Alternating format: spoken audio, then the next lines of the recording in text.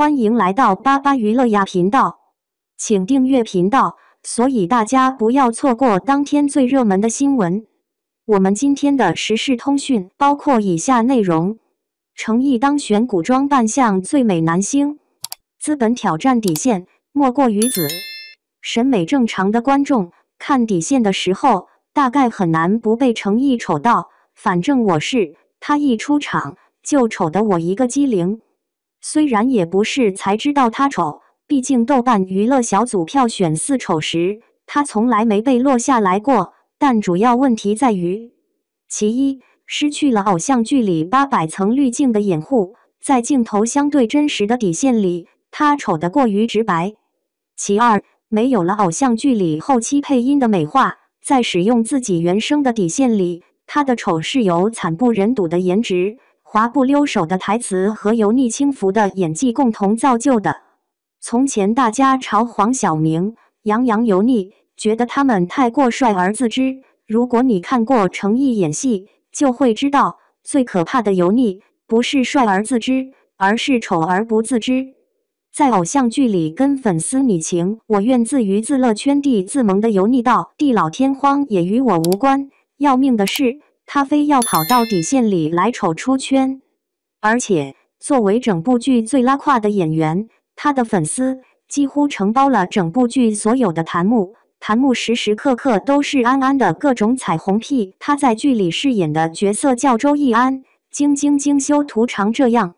这才是内娱未解之谜。为什么不管什么样的丑男，都能有真情实感的粉丝？沉香如屑里吹口哨的阴影都还没有消散，没想到前2天有个古装扮相最美10大男星，程毅一举夺魁。我怀疑 Top 10里真正的美男粉丝都在努力为程毅投票，目的就是为了不让自家偶像拿下光是看看与谁一起入围都觉得丢脸的榜单的榜首，又想要开始分析内娱丑男泛滥的根源了。恰好跟程毅同样来自欢瑞的任嘉伦，最近也在隔壁的请君里，因为台词虚到仿佛要断气，一个表情演完全剧而翻车了。当然，这对难兄难弟只是在耳目正常的清醒观众眼中翻车了，在粉丝心里，他们永远是要颜值有颜值、要演技有演技的好演员。内娱丑男是从何时开始兴起的？需要说明的是，网友痛恨的丑男，并不是王宝强、黄渤这些公认颜值不高的男演员，而是明明颜值和演技毫无说服力，却一直在演偶像剧，甚至还拥有大批粉丝的流量男明星。粉丝休想 PUA 我说什么批评明星丑是没素质，这么玻璃心，请直接让他退圈。但凡我敢说哪个素人丑，请你直接把我告上法庭，否则明星赚了那么多钱，还要辣观众的眼，观众有吐槽的权利。我先向粉丝承认了，我丑，所以我有自知之明，不会出来演戏辣别人的眼。说美人丑才叫攻击，说丑人丑，那只是陈述事实。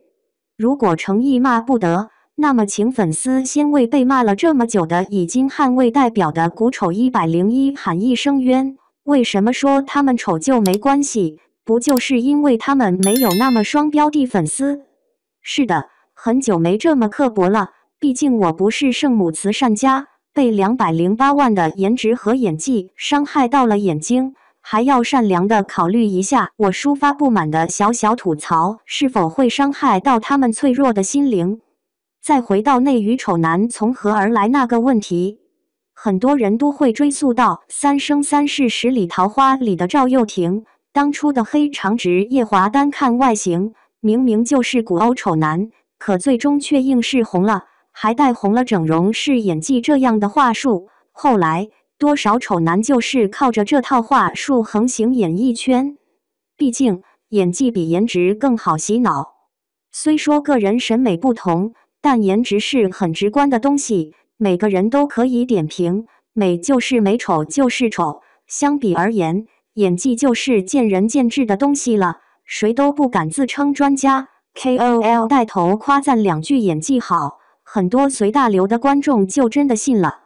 事后想想，赵又廷的演技确实比一般流量要好一点，可在当时都没有自己配音，全程靠边疆弃音的他，真的有到整容式演技的地步吗？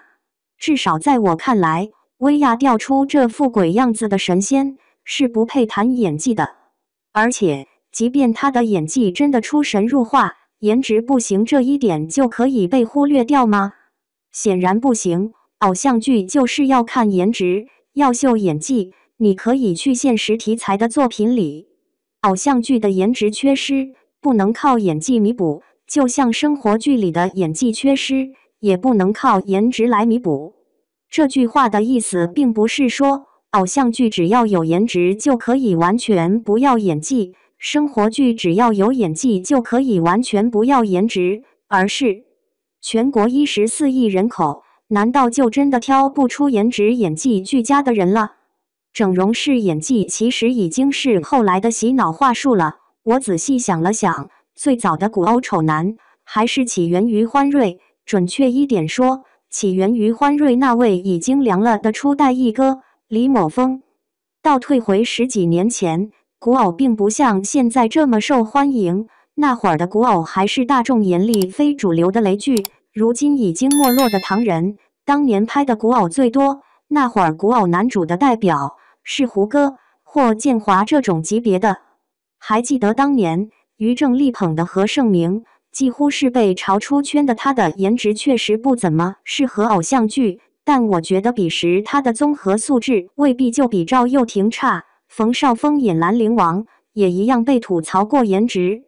那个时候，古偶男主去演现实题材的剧，很多时候都是要扮丑的，甚至即便如此，也常常因为太过精致而格格不入。谁能想到10几年后的今天，古偶男主在现实题材的剧里会因为太丑而格格不入呢？是2025年的《古剑奇谭》捧红了3白眼且面瘫的百里屠苏，古偶男主的颜值从此开始断崖式下跌，正式走向下坡路，进入了观众不挑的阶段。我印象深刻的是，当年微博的话题、热搜等营销手段刚刚兴起，欢瑞正是乘着那股东风，捆绑拉踩着《仙剑》，又靠着拍过《仙剑3》的杨幂，把一部低质古偶炒红了。公司的包装营销从此成为比演员的颜值演技更重要的实力。再后来，欢瑞又用《大唐荣耀》捧红了任嘉伦，琉璃捧红了程毅。倒退回多少年前，程毅只能站在陈晓身边当背景板的存在。我曾经一度迷惑过，欢瑞为什么唯爱丑男？全国那么多人，欢瑞为何总能精准地找到那个在我审美死点上跳舞的丑男来狂轰乱炸地力捧？现在想想，无非是资本逐利而已。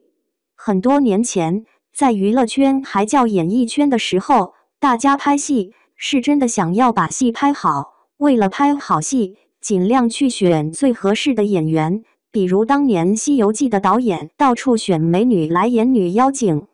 那个时候，不管台前幕后，拍戏相比普通人赚钱都不会像现在这样拉开差距。不讲钱的时候，人当然都会纯粹一些。2025年之后，娱乐圈越来越火，热钱也渐渐涌入，明星片酬越来越水涨船高，背后的利润也越来越高。越来越多的人拍戏，不是为了拍好戏，而是为了赚钱。逻辑关系反了过来，不再是定角色选演员，而是定了演员，再想方设法用最合适的角色把自家演员捧红。捧红之后，演员就能源源不断的赚钱。为什么不捧颜值与演技俱佳的演员，只捧颜值与演技都不行的演员？因为前者即便不靠营销包装，也有可能靠真本事崭露头角，而且这样的演员走到哪里都不愁没人捧，所以他们或许不会那么感念公司力捧的恩情。公司费力捧红了，走人怎么办？但是像欢瑞力捧的这几位，如果没有欢瑞，属于平平无奇到扔到娱乐圈里10几20年都砸不出一个水花的那种。欢瑞粗制滥造的偶像剧，需要被强行捧红的他们，而靠人工造星走红的他们，也离不开欢瑞或许粗制滥造，但永远对他们温柔以待的800层滤镜。欢瑞的模式就是隔个几年就拍一部卖相相对好一点，不那么一眼就能看出粗制滥造的戏，争取捧红个把丑男。接下来就是躺平收割，让丑男带动粉丝消费，随之而来源源不断的垃圾作品。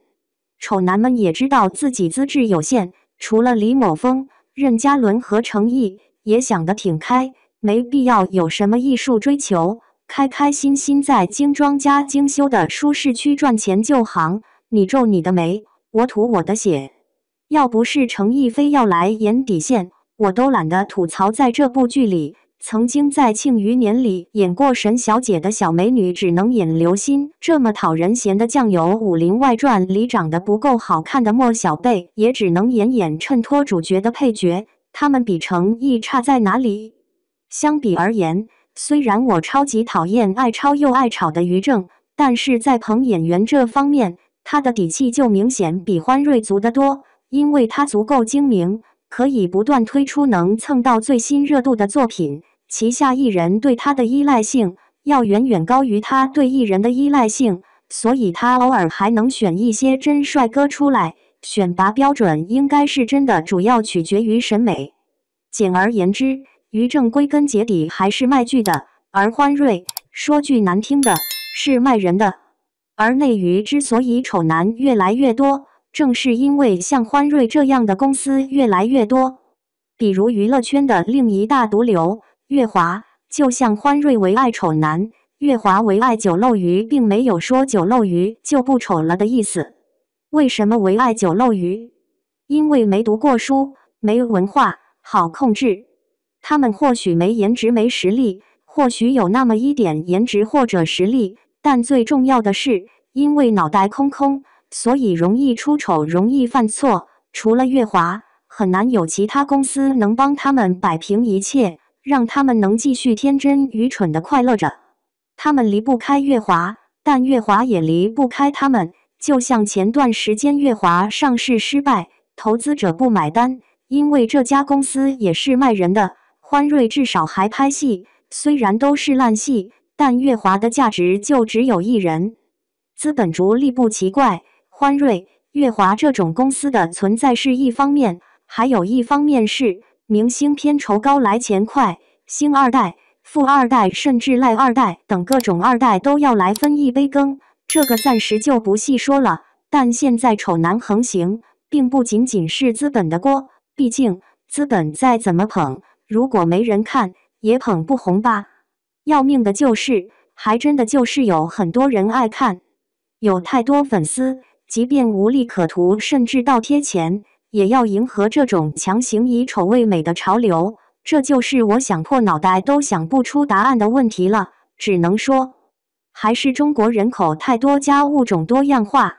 反正我要是资本，背后肯定乐开了花。嘿，原来大家都没有底线，下次捧个更丑的给你开开眼。